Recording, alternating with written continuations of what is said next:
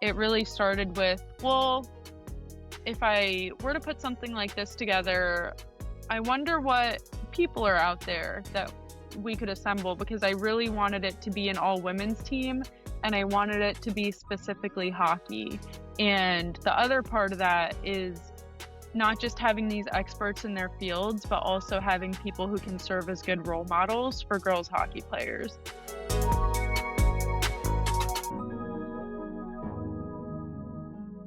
Hello and welcome back to Rinkside Rundown, the podcast that brings you inside the world of women's hockey, one story at a time. I'm your host, Chris Sinclair, and today I'm excited to be joined by Chloe Glass, founder of the Girls and Women's Hockey Academy. Chloe, welcome to the show. How you doing? Thank you. I'm good. Happy to be here. Yes, absolutely. We were talking just before we started here that this feels long overdue, and I'm very, very excited to, of course, learn about your playing career, which we're going to get into in just a moment, but the incredible work that you're doing, you and your team are doing with the Girls and Women's Hockey Academy. So let's go ahead and dive in. And we always start every episode learning your origin story. So let's go back to your beginning in hockey. You grew up in Bloomingdale, New Jersey. What first drew you, if you will, to the game of hockey and made you want to stick with it as you got older? I give all the credit to that to my dad. He played on an adult league team, and I just thought it was the coolest thing in the world. And I have one older brother, and as soon as he was old enough to hit the ice, I was like, all right, when can I start? I could not wait to start playing hockey. I have three brothers who play, so between the four of us and my dad, it's just something that is in our family, and I was so excited to hit the ice, and that love for the game really hasn't stopped since. It's just grown. Do you remember thinking back to those early days in your maybe your junior career as well? Do you remember like what some of your fondest memories of? Like was it, I hear a lot like, the just like, being out on the open ice, the speed, the wind against my face, scoring goals, making big saves, being around teammates, being around friends. Do you remember what some of those earliest memories of the sport were for you? I think most of my fondest hockey memories weren't necessarily defined by the game I was playing. Like, I cannot remember the tournament we won or what the score of a game was, but I do remember who I was with. I had the opportunity to play for some really awesome coaches, have teammates that I played with on U14 who are still some of my best friends to this day. And of course, as I've mentioned, anytime that I've been able to get on the ice with my brothers and my dad has been some of my fondest memories. Yeah, well, the big smile on your face as you were telling that story would suggest that's still absolutely a fun one of your fondest memories for sure. Um, as your career or as you progressed through your career, you ended up going to Lebanon Valley College. So I was wondering if you could talk about how that time period really shaped you into the player you became, of course, but certainly now the person you are. Yeah, I had a really cool college hockey experience because the year above my freshman year was the first time that LVC had a women's hockey team.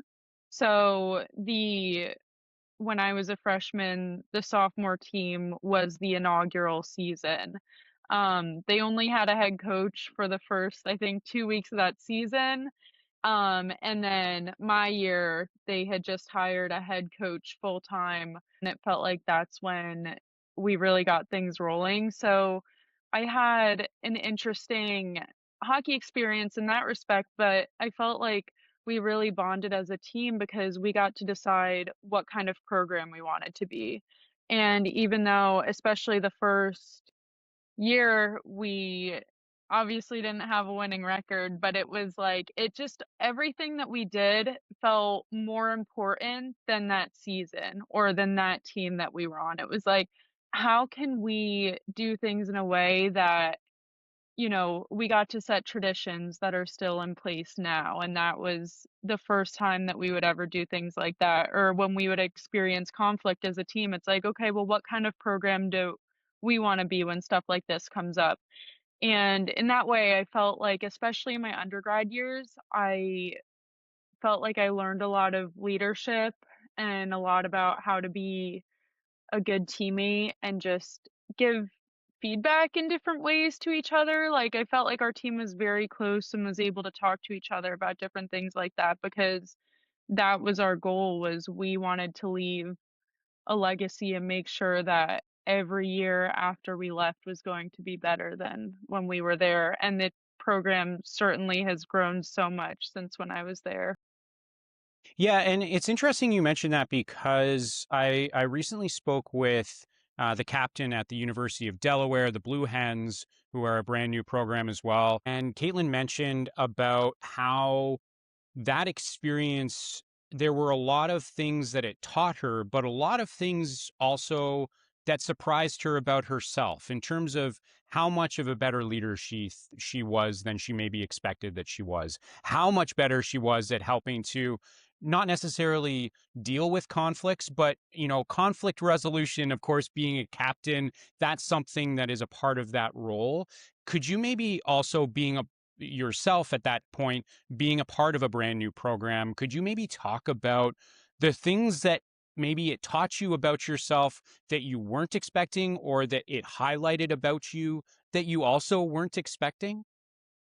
Yeah, I definitely thought I was a non-confrontational person, and, I mean, being in a group that was so open with each other, and it felt easy to talk to my teammates about things, and then my senior year, I became a captain, and it felt like, not that I didn't have a choice, but I just knew that every time I confronted an issue with a team, I was doing it because I felt like that confrontation was going to be better because of it. And that was something that I really learned about myself throughout college, and now it's become so much easier in my adult life to just, it's better to just speak your mind, and you can talk to people when you have conflict and tell them how you feel without it necessarily having to end in conflict, and you can say, and I think that's also part of just growing up, like, and being, going to college. Like, I was 18 when I got there, and I think that was just a life lesson that I learned a lot better from being on a team, was just how to deal with different people, and you're on a team with, I don't know, 15 to 20 different people, and you might not like everyone, but you love them because they're your teammates and that's your family, so you, not that you have to find a way to make it work, but you kind of do. So I definitely learned a lot about just like confrontation, and leadership, and just what it means to actually be a good teammate and legitimately be there for somebody if they need you. So, Mhm. Um, And as we continue the journey through your hockey career, following college, you had the opportunity to play overseas in Germany. So, first of all, what was that experience like for you? And being so, I was going to say being away from home, being so far away from home. What was that experience like for you? And as we just talked about in terms of lessons, what did that experience also teach you about yourself? ooh, it was, being far away from home was really tough. It was an incredible experience. I am so, so happy that I did that. I felt like I learned a lot just about, I don't know, it definitely deepened my appreciation for hockey because I had no idea what hockey in Germany was going to be like. And in so many ways, it's so similar as it is here, and in so many ways, it's so different. And something as small as, the neutral zone there is slightly smaller, and not by much, but you would be surprised when you're used to the neutral zone being a certain size, how many times you'd be off size. And it's like, sorry guys, Did it I'm again. working on this. Um, but it was really cool. It was such an amazing experience. I had an awesome coach. My team was fantastic. And even though I was far away from home, there were so many people there who welcomed me into their homes, made me feel like family. And it was just a great time overall. Yeah. hmm Um, so following that, I mean, you ultimately ended up making the decision to move from, not being a player on the ice, which is never an easy decision, especially for an athlete to say, I'm going to do something different. Could you maybe uh, talk about what that process was like for you to determine, whether you were going to continue playing hockey or whether you were going to start pursuing something different and pursuing ultimately what ended up being a career involved in hockey, just not in the way that maybe you thought initially. Yeah, it was really difficult at first. So I didn't finish my season in Germany because I didn't get a visa. So I came home in December and I've never not finished a hockey season before and I've never not known what I was going to do the next season. So it was really difficult transitioning out of playing and just not knowing what my next move was. So thankfully, I got a full-time job in PA, which I love. And one of my best friends who I played with in college, who I'm actually working with now, was the hockey director for York Devils, and it was like, okay, well, coaching could be cool. It wasn't really something that I had my sights set on, but she really enjoyed it. She practically built the girls program there. And so I was able to coach with her, and that was an awesome experience. I had coached for the U16 girls team and she had coached U19 and then we were assistant coaches for each other. And that really surprised me how much I loved being on the ice during practices, being on the bench for games.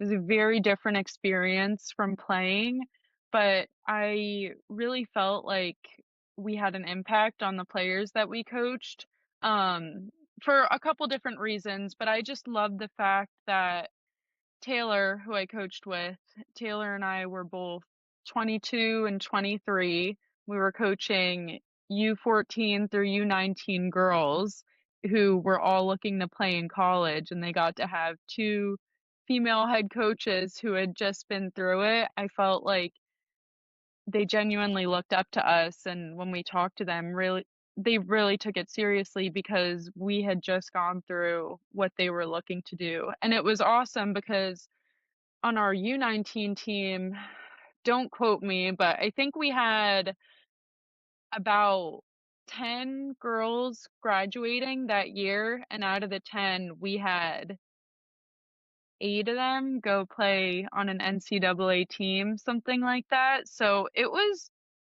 pretty crazy how many of them continue on to play in college, but it felt good. It was a really cool time. Your journey has ultimately led you to founding the Girls and Women's Hockey Academy. So before we get into the incredible work that you and your team, as I mentioned off the top, are doing in this space, I wanted to learn just, what was the motivation? What was the inspiration? What was the drive to do this and to create something from scratch like this? When I switched over from player to coach, I had a completely new perspective on the game and what's important as far as developing your on ice skills. And there were things that I knew would make me better as a player when I was the one on the ice, but it just, the mindset on that completely shifted when I was coaching. And trying to work with this group of girls. So things like nutrition, I would try and talk to my players about, but I always felt like I wanted them to talk to a nutritionist, or things like the mental side of the game, which I think I really struggled with when I was playing, and could have benefited from talking to someone like a mental performance coach. That was something that I wanted for my players, and in some ways, I think I wanted it more for them than I realized that I wanted for myself, if that makes sense. And so when I stepped away from coaching, I still had this idea in the back of my head, like, I really wanna bring something to girls hockey players where they have these resources that are accessible, and things like nutrition, sports psychology, even things like injury prevention, and I want them to have the best people available to talk to them about it, because it's great if there's coaches talking about it, but the coaches might not always realize, know what they're talking about, or which was my experience. I would try and talk to them about certain things, but it's like I wasn't completely sure. And now that I've been working with our team, I've realized a lot of the information that I think I passed on to my players might not have been correct, because in what I was looking at, a lot of the info out there is for adult athletes, and a lot of it is for adult male athletes. So the information that we're bringing to our players is specifically for female youth athletes. And I think that that's super important, because our bodies are so different. And there's a lot of things that girls players should be aware of now, like things like their menstrual cycles. Nobody talked to me as a player about that, or different things like when you should be eating things at certain times, because girls have shorter recovery times than men. So different stuff like that. That was kind of where everything started, was just I had this idea in the back of my mind, and as the wheels were turning, I was thinking about this, like, okay, how can we bring this to girls players? It really started with, well, if I were to put something like this together, I wonder what people are out there that we could assemble, because I really wanted it to be an all women's team, and I wanted it to be specifically hockey. And the other part of that is not just having these experts in their fields, but also having people who can serve as good role models for girls hockey players. And with that, so I did a bunch of research, tried to find people out there, and I was able to assemble this awesome team. And before I really had anything planned or started, they just loved the idea and the vision, and were like, okay, like, we're on board, just let me know.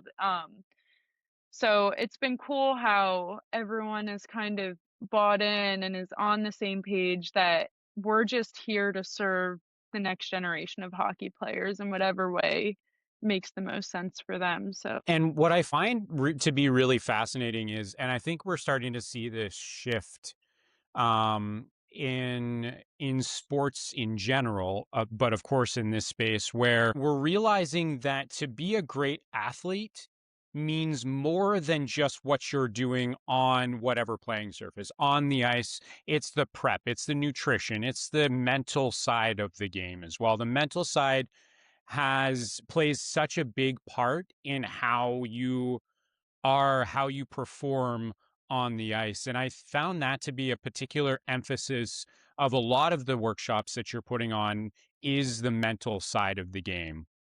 And so, maybe if we could maybe dive in a little bit more specifically into some of the more common mental challenges that and pressures that in particular female players are feeling. And I feel like you're a great person to be able to answer this, because you've seen both from a coaching side as well as from a player side, and as well, of course, as your current role.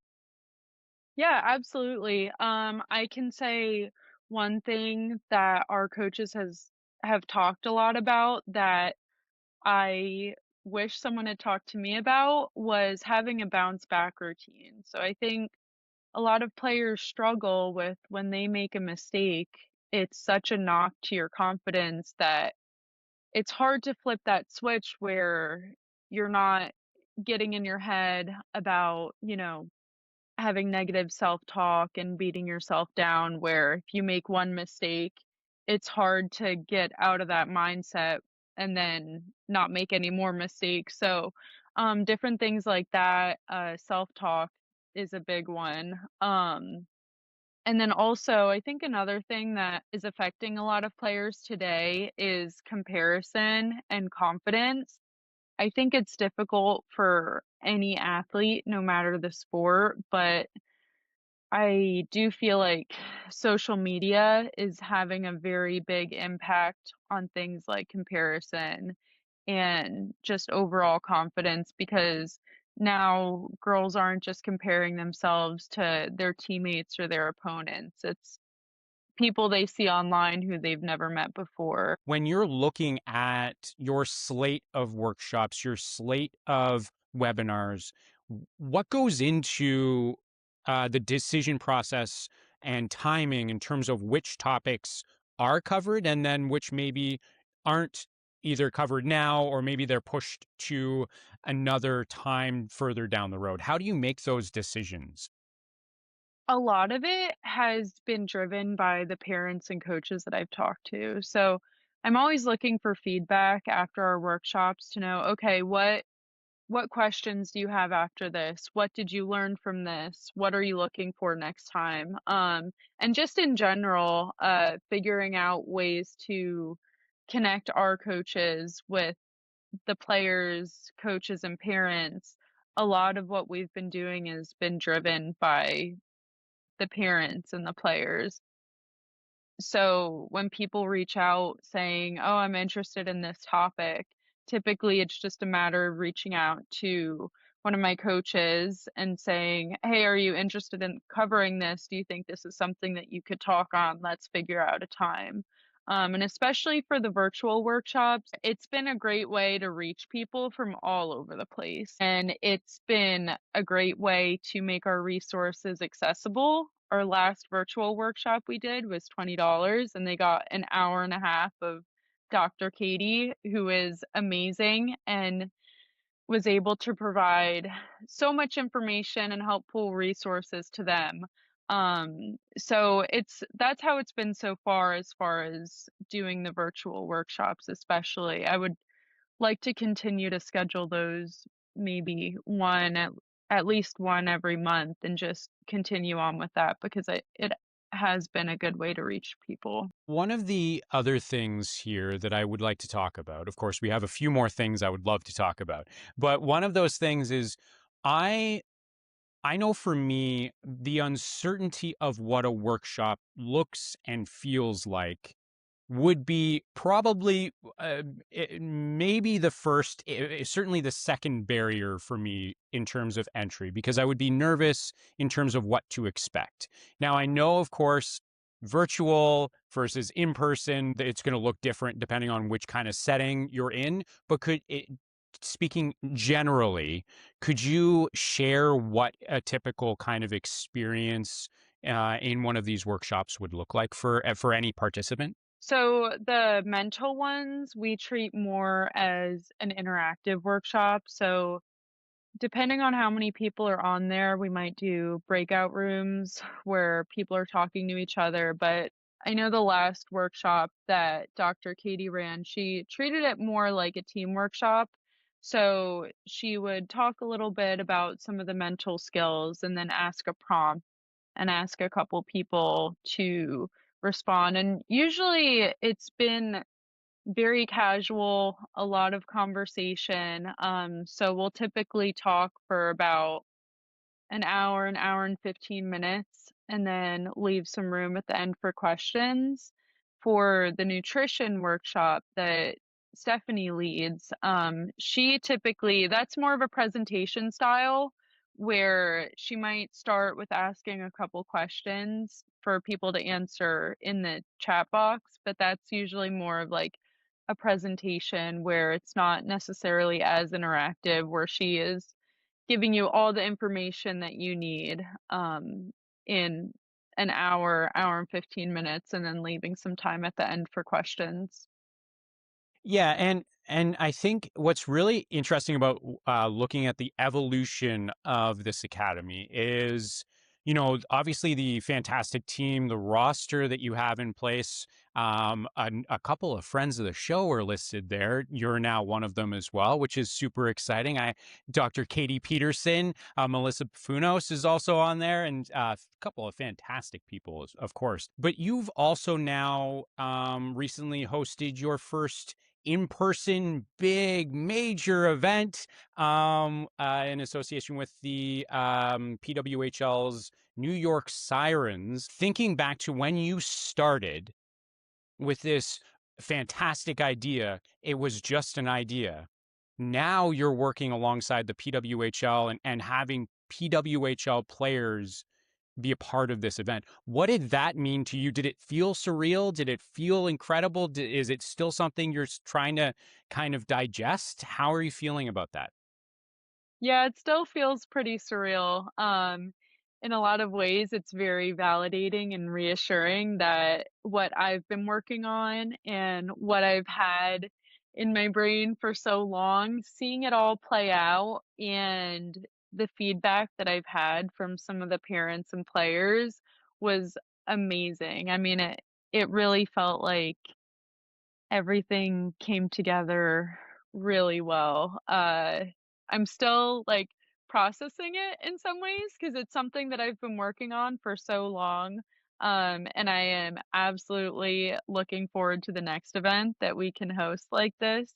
Um, but it was really cool. It was a lot of fun too. Like, I just had a great time talking to everyone, talking to the players, getting to see everybody, rooting the players on, and, just having a good time, and seeing the girls interact with PWHL players was awesome. It was such a great event.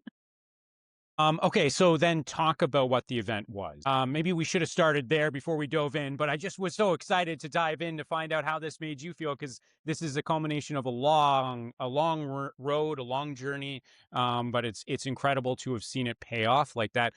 What was the event, and talk about a little bit more of maybe the feedback that you received afterwards.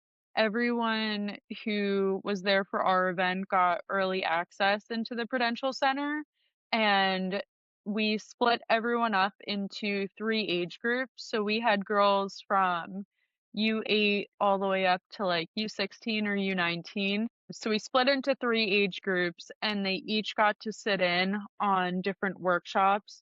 So Morgan was there, she's our athletic trainer. I played with her at Lebanon Valley, and then she went on and worked with some women's hockey teams as an athletic trainer afterwards. So she talked to the players about injury prevention. Um, and then Stephanie Rock, our nutritionist, talked to everyone about nutrition at a really great workshop for 30 minutes. And then, Danielle McDonough is a former NWHL player, and she played Division I at Providence. She did the mental performance workshop, so each of those were about 30 minutes long, and we rotated the group so they could each sit in for 30 minutes with each of the coaches. We also had Taylor Borelli there, who is our recruiting advisor, and she had a ton of information for all the players who are interested in playing in college. She had information on, like, what the recruiting process can look like and what timeline, and what are some things you should say when you reach out to coaches. So within that hour and a half span that they were there before the game, they just got a ton of information. And even though it was an hour and a half of everything, it was all the coaches said afterwards, I could have talked to them for 2 hours minimum. Like, they just got such a bite-size snippet of what they each have, but it really felt like they got a little bit of everything there. So after our workshops, we all sat together at the Sirens game. We sat behind the net. and that was awesome. It was cool, going from straight from the workshops going to the game because it was all fresh in their minds, and I felt like that's something that you're kinda thinking about as you're watching the players on the ice then. And then after the game, we did a Q&A with Kayla Vespa and Taylor Gerard, and they talked about their nutrition. They were phenomenal. I mean, they're both phenomenal athletes, but seeing them talk to the girls was just the coolest thing. I mean, there were so many things that they said to them that I felt like made them relatable, but it just seemed like everything that they were saying, they were so dialed in and wanted to hear more. The girls asked a ton of questions, but they talked about their mental side of the game, and, they said how they struggled when they were youth athletes, but it was something that they really have to work on now playing professionally, and talked about how they journal, how they have their own mental performance coach that they work with. They talked about a lot of things that we covered in the workshop. So, like, Danielle talked to the girls about forming a bounce back routine after mistakes, and Taylor said, what'd she say? I say to myself, red light, green light. And when I make a mistake, I might be in the red, but I have to switch my mindset as quickly as a stoplight switches. And there were so many things that they said that just tied in everything that we talked about beforehand, even some of the things with nutrition. And Stephanie talked about after games, you have to get in protein and carbohydrates. And one of the awesome things to have after games was chocolate milk. And Taylor comes walking in with a chocolate milk. And it's like, so that was really cool. It just brought it all together really well. And the parents and the players all asked phenomenal questions, and they hung out afterwards and signed a bunch of autographs and took pictures, and it just really tied everything together really well to end the night.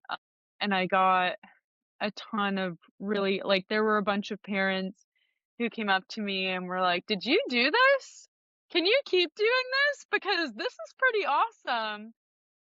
And even, like, I think Kayla said, "There was nothing like this when I was growing up playing," which I can relate to. Like, nobody talked to me about nutrition or the mental side of the game, and, like, there wasn't a PWHL when I grew up playing. Like, we saw women playing hockey on TV once every 4 years, and that's it. So, it's been cool just being a part of how the game is growing for youth athletes, and just wanting to continue to give them all the resources and continue to grow the game.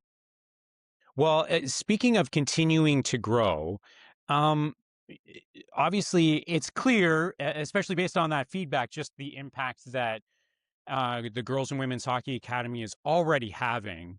But when you think about the future, when you think about the space that the Girls and Women's Hockey Academy can continue carving out, what do you think that looks like? I'm not going to ask for like a 5 or a 10-year plan necessarily, unless that's how you want to go with this. But just where do you see this growing, or how do you see this growing and continuing to make the impact that it's having, and obviously making an even larger impact as you move forward? I like the fact that we're small and we can be flexible, and that a lot of the feedback that we've gotten, we've been able to move in different directions with things.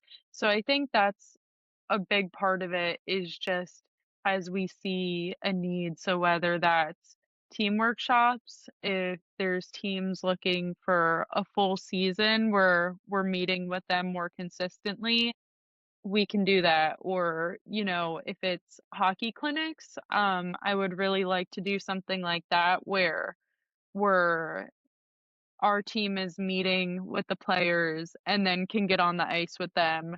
and kind of reinforce everything that we're talking about while we're on the ice together.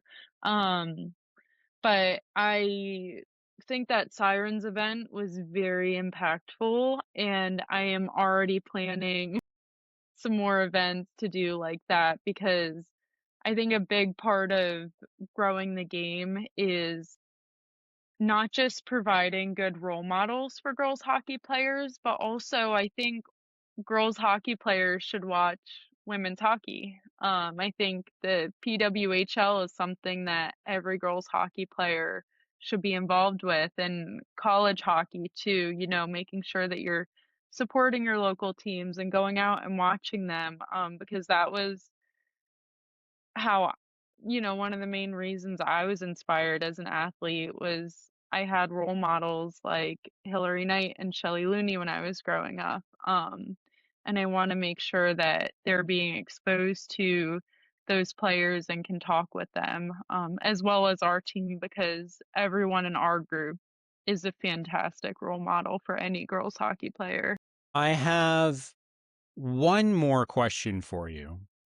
And I want you to um, take a moment to step back Okay. and think about the Girls and Women's Hockey Academy, the journey that you've been on with this from start to this very moment, and share maybe one of, if not the most impactful moments that you've had as a part of this experience, as a part of seeing this grow and seeing the impact that it's having. I think the most impactful was definitely our Sirens event. I'm not sure as a whole, but just at the end of the night, it was like, wow. Somebody came up to me and said, Chloe, you know these girls are never gonna forget today, right? Like the and it maybe they're not gonna remember everything that they learned in the workshop, but they're never going to forget today where they got to come in and talk with all women's hockey players, meet other girls hockey players, and then go talk to people in the PWHL who they can relate to and look up to. And I think especially as that event ended and in the way that it ended with Taylor and Kayla, um, that has been that has been definitely the most impactful. I know that I said that was going to be my last question, but of course, my actual last question has to be, how do people reach out to you, connect with you, find out when events are coming, when the next Sirens event or the equivalent of is going to happen? Where can they go to find out all of this incredible information? Sure. We have a website, gwhockeyacademy.com. There is a contact form at the bottom of the page, so if anyone wants to reach out, that goes directly to me. I'm pretty responsive, so feel free to reach out. We also post all of our events on the Instagram and Facebook pages, so it's just the Facebook is Girls and Women's Hockey Academy, and Instagram is GW period Hockey Academy. I'm sure it'll be tagged in this post.